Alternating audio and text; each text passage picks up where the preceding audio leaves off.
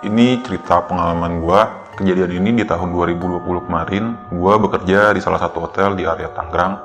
Hotel ini terbilang hotel yang cukup baru karena di saat gue kerja di sana, hotel ini baru beroperasi selama 1 tahun. Singkatnya, gue kerja di sana, kita pasti dapat arahan dulu.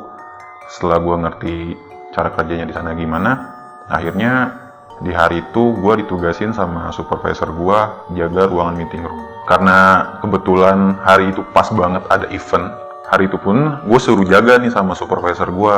Karena gue udah ngerti buat cara kerjanya di meeting room ini gimana, akhirnya gue ditinggal nih sendirian. Jadi ruangan meeting ini posisinya ada di lantai 2. Pas gue jaga, singkatnya event udah selesai, itu kisaran jam 10 malam.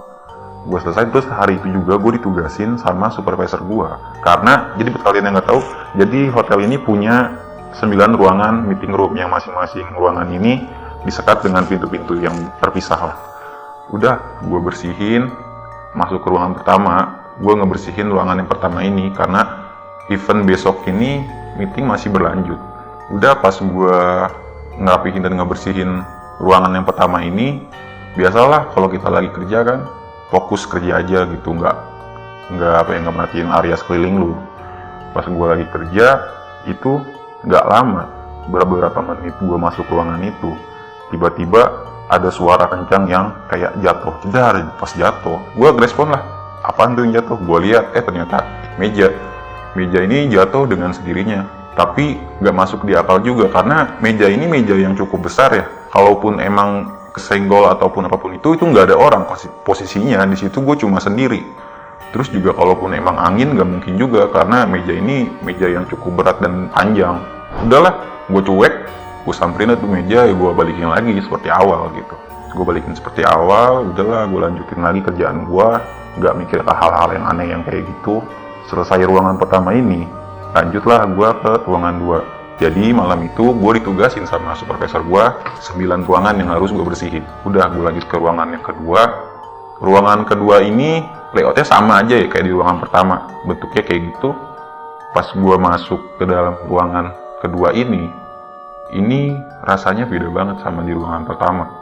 Auranya tuh seketika badan gue kayak ngerasa gak enak.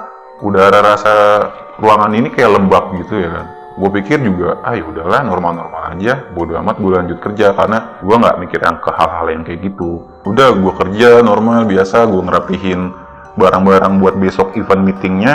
Beberapa lama kemudian gue lagi fokus kerja, tiba-tiba ini yang buat gue sampai sekarang nggak bakal pernah lupa kejadiannya. Jadi gue ngadepnya ini pintu, di depan pintu ini gue, dan di depan ujung ruangan ini ada kursi yang berbaris 2 menghadap ke gua.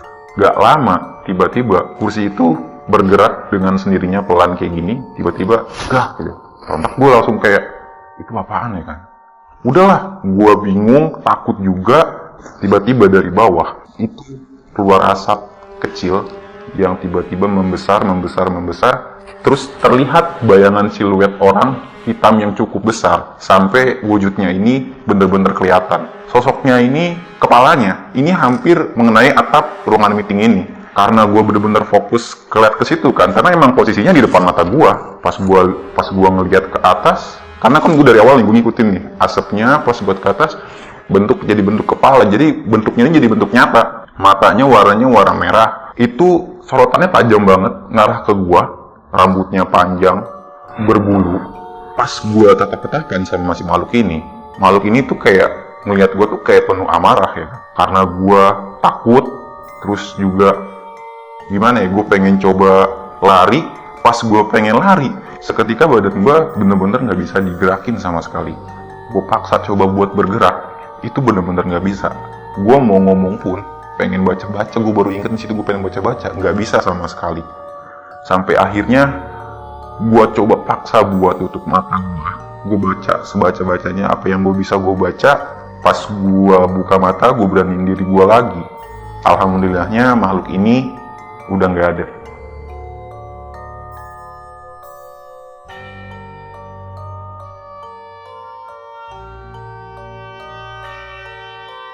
Udahlah, karena gue takut ya kan, posisi gue di lantai 2 ini cuma sendiri. Akhirnya gue turun. gue turun ke bawah buat nyari orang lah, kayak ngilangin rasa takut lo gitu. Akhirnya pas gue turun ke bawah, gue ketemu salah satu temen gue. Teman gue ini ngomong pas ketemu sama gue, dia ngeliat gue, dia nanya, lu kenapa panik banget? Gue jawab lah, gak kenapa-napa, gue bilang kayak gitu. Terus dia nanya sama gue, itu kerjaan di atas sudah selesai, kok lu turun? Tadi dia gitu, gue bilang, baru juga gue bersihin ruangan pertama. Udahlah, karena temen gue lanjut dengan pekerjaannya, dia ninggalin gue. Karena gue juga udah takut, pengen nyoba ke atas lagi, gue bingung. Karena posisinya di atas gue kerja cuma sendiri, nggak ada orang lagi selain gue. Karena ruangan meeting ini ruangan yang cukup besar gitu. Udah gitu, masing-masing ruangan berbeda. Gue pengen coba balik lagi, takut lah pasti. Udahlah, gue coba buat beraniin diri, gue kumpulin keberanian gue. Akhirnya gue balik lagi ke ruangan yang tadi. Karena gue mikirnya gini ya, karena gue baru kerja di situ, gue juga gak mau lah dicap jelek sama atasan gue gitu. Akhirnya gue balik lagi ke ruangan yang tadi. Jadi gue buat mengalihkan rasa takut gue karena ada gangguan tadi, gue ngeplay musik sekencang-kencangnya. Alhamdulillahnya di malam itu, di hari pertama gue bekerja, gak ada gangguannya lagi.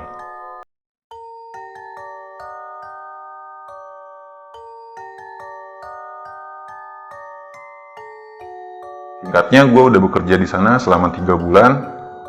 Ini di sela-sela waktu istirahat. Teman gue nih, ya biasalah kita kalau istirahat sama sesama karyawan, yang ngomong lah cerita-cerita masalah kerjaan atau apapun itu ya kan.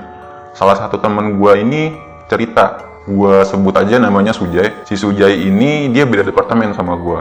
Oh iya, buat kalian yang nggak tahu, hotel ini punya departemen yang berbeda. Kalau gue FB Service itu bagian restoran dan pelayanan dan minuman juga. Terus juga ada front office ini bagian yang penerimaan tamu, housekeeping yang bersihin kamar, dan anak kitchen. Si Sujai ini, dia di departemen housekeeping. Udahlah, gue bersunda gurau, gue cerita-cerita nih sama dia nih. Akhirnya si Sujai ini mulailah cerita-cerita hal-hal yang kayak gitu ya kan. Kata dia, pas dia semalam lagi ditugasin buat ngepel koridor ruangan meeting, ada salah satu karyawan yang dilihat dia ini normal-normal aja. Jadi awalnya gini dia cerita, di hari malam itu posisi kata dia sore itu disuruh supervisornya buat nanti malam setelah event selesai di atas ngerapihin dan ngepelin lantai ruang koridor meeting. Ruangan koridornya ini cukup besar ya, ada jarak berapa meter ya? Lebarnya ini 5 meteran, panjangnya ini bisa 30 meter lah ke ujung. Itu dia ngepel, karena posisi ngepel kan pasti posisinya ke belakang kan, nggak mungkin ke depan. Dia lagi ngepel, nggak lama itu lewatlah salah satu temen gua, sebut aja namanya si Ildan. Si Ildan ini lewat pas si Sujai lagi ngepel. Responlah si Sujai, karena lantai masih basah, si Sujai ini kesel sama si Ildan. Dan lu kok gua lagi ngepel, lu bukannya jalan minggir dikit kek, malah lewat-lewat aja lu, kata temen gua gitu, kata si Sujai. Nah si Ildan ini, kenapa si Sujai bisa tahu kalau itu si Ildan? Karena si Ildan ini teman satu departemen sama gue ya. Orang fisiknya orangnya tinggi, gede kayak gitu. Jadi dia tahu walaupun ngeliat dari belakang nih. Jadi pas dia lagi ngepel, si Ildan lewat, pas lagi lewat, si Sujai negor. Ini si Ildan bener-bener nggak ngerespon sama sekali. Dia main jalan aja. Dia jalan bener-bener jalan, nggak ngehirauin si Sujai tadi yang dia lagi ajak ngomong. Itu bener-bener kayak, udah, jalan aja lewat. Pas si Sujai, karena emang itu dia lagi ngepel posisinya, jadi yang gue bilang tadi, koridor ini jaraknya lumayan panjang ya kan. Pas si Sujai udah ngomong kayak gitu, si Sujai coba ngebersihin lagi nih kain pelnya buat dibasahin lagi. Cuma beberapa detik, padahal sebentar, itu kondisinya sebentar. Tapi pas dia balik lagi mau ngepel, ini si Ildan udah nggak ada. Si Ildan udah hilang begitu aja. Padahal kalau emang logikanya, itu mungkin ya, jarak 1 menitan itu pasti masih kelihatan orang itu di situ, si Ildannya. Ini cuma beberapa detik, itu udah nggak ada pas dia mau nyoba ngepel lagi. Udahlah, si Sujai ini nggak ngehirauin kan, nggak mikir ke hal yang kayak gitu. Akhirnya si Sujai ini pekerjaannya selesai, turun ke bawah. Ketemulah salah satu temen gue, sebut aja si Jalal. Terus si Sujai ini ngomong ke si Jalal, itu si Ildan jalan banget dah. Gue lagi kerja, main lewat-lewat aja. Kan gue jadi kerja 2 kali, kata temen gue gitu kan, kata si Sujai.